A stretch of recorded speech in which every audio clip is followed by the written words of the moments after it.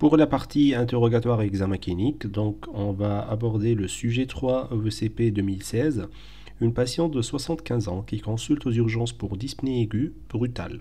Dans ses antécédents, on note une HTA, un diabète type 2, une PTH gauche, prothèse de l'ange gauche opérée il y a 10 ans, une obésité, 1,60 m pour 80 kg avec un IMC à 31 kg par mètre carré, coloscopie à 35 ans, trouvant un polype réséqué. Le traitement habituel, elle utilise la metformine, les Hydrex, l'atorvastatine, l'amlodipine. Pour la biologie, on retrouve un TP et un TCA, une NFS normale, et la clairance de la créate, elle est à 55 ml par minute par 1,73 m², bien sûr. On suspecte une embolie pulmonaire. La question numéro 1, que recherchez-vous à l'examen clinique et à l'interrogatoire pour évoquer le diagnostic? Donc là, on va partager la réponse, puisque déjà elle est partagée dans l'énoncé de la question. Donc on va partager la réponse en deux parties. La première partie va concerner l'interrogatoire et la deuxième partie va concerner l'examen clinique.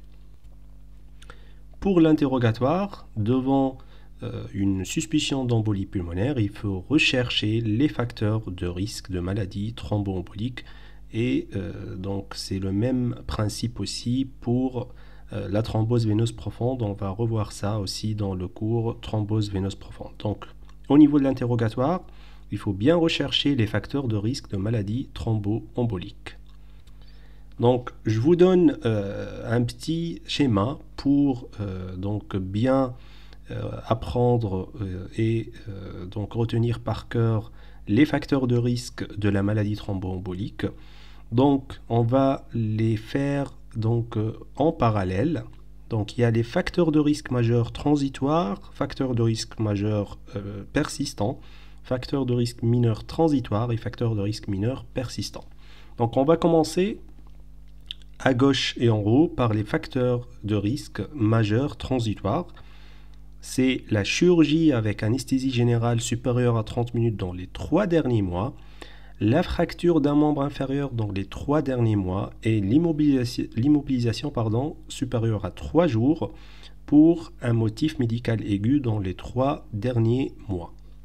On rajoute à ces trois-là la contraception stroprogestative, la grossesse, le postpartum, le traitement hormonal de la ménopause dans les 3 derniers mois. En parallèle à ça, et donc je vous donne en gras ce qui change pour essayer de faciliter l'apprentissage de ces facteurs. Donc à droite et en haut, vous avez les facteurs de risque mineurs transitoires. Donc c'est presque la même chose, mais il y a quelques changements par rapport aux facteurs de risque majeurs transitoires. Il y a la chirurgie avec anesthésie générale inférieure à 30 minutes plus tôt, et c'est dans les 2 derniers mois. Un traumatisme et non pas une fracture d'un membre inférieur non plâtré avec une mobilité réduite supérieure ou égale à 3 jours et une immobilisation inférieure à 3 jours pour motif médical aigu dans les 2 derniers mois. Donc voilà, il faut juste retenir ce qui change en gras pour essayer de retenir ça par cœur. On rajoute à ces trois-là le voyage supérieur à 6 heures. Après, on a les facteurs de risque majeurs persistants qui sont la thrombophilie sévère. Donc on est à gauche et en bas. La thrombophilie sévère, c'est le déficit en antithrombine 3, le syndrome des antiphospholipides et le cancer actif. Et en parallèle aussi, à droite et en bas, vous avez les facteurs de risque mineurs persistants. Donc vous avez plutôt la thrombophilie non sévère qui est donc déficit en protéine C, protéine S, mutation hétérozygote ou homozygote du facteur 5 de Leiden, mutation hétérozygote ou homozygote de la prothrombine, et on rajoute à ça la maladie inflammatoire chronique, digestive ou articulaire, la maladie de Crohn et la rectocolite hémorragique. Donc voilà en gros les facteurs de risque avec un petit schéma pour vous faciliter la tâche et l'apprentissage. Donc je vous mets quand même un petit rappel concernant le score de Genève qu'on utilise pour évaluer le diagnostic et la suspicion du diagnostic, la probabilité de l'embolie pulmonaire. Donc vous pouvez avoir des questions là-dessus. Moi je ne vous conseille pas de l'apprendre par cœur, mais vous avez déjà, au niveau des critères de ce score, vous avez déjà les facteurs de risque qu'on a déjà vus.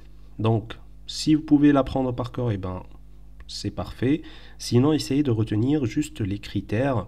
Donc, vous avez l'âge supérieur à 65 ans, les antécédents de thrombose veineuse ou d'embolie pulmonaire, la chirurgie, fracture, néoplasie active, etc. Donc, je vous donne tout ça. Et donc, c'est un score. Là, je vous mets le score de Genève révisé. Et vous avez après la probabilité clinique, et c'est ce qu'il faut apprendre, je pense. Donc, on parle de probabilité clinique forte, de suspicion clinique forte d'embolie pulmonaire, si le score de Genève il est supérieur ou égal à 11, et la prévalence d'embolie pulmonaire sera à 74%.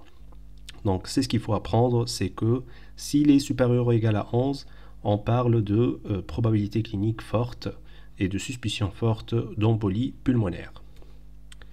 Au niveau de l'examen clinique, donc on a vu déjà qu'est-ce qu'on cherche à l'interrogatoire. Au niveau de l'examen clinique, il faut prendre les constantes, telles que la température, la pression artérielle, la fréquence cardiaque, la fréquence respiratoire et surtout la saturation. Il faut rechercher les signes cliniques d'embolie pulmonaire et le majeur signe clinique, c'est la tachycardie. Après, on peut chercher la dyspnée, on peut chercher l'hémoptysie, la douleur thoracique, la fièvre. Et comme je vous ai dit, les cas cliniques d'embolie pulmonaire, ils se présentent généralement soit sous forme de dyspnée, soit sous forme d'hémoptysie, soit sous forme de douleur thoracique. Il faut chercher aussi les signes de gravité qui sont très importants, tels que l'état de choc, les signes d'état de choc, les signes d'insuffisance cardiaque droite avec la turgescence jugulaire, le reflux hépatojugulaire et les œdèmes des membres inférieurs. Et en dernier, donc on cherche les signes de thrombose veineuse profonde. Donc on fait une bonne palpation des mollets à la recherche de signes de Homans qui va se présenter sous forme de douleur du mollet à la dorsiflexion du pied. On cherche aussi l'œdème rouge chaud douloureux qui est en faveur de la thrombose veineuse profonde et la perte du ballon du mollet. Donc voilà ce qu'on cherche à l'examen clinique et aussi à l'interrogatoire devant une suspicion d'embolie pulmonaire.